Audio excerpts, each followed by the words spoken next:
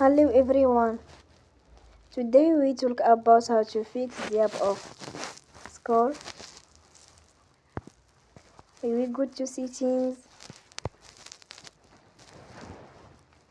then we click on apps. After that we search the app Score and we click. Then we will on for stop. After that we go to storage. Then we click on clear cache.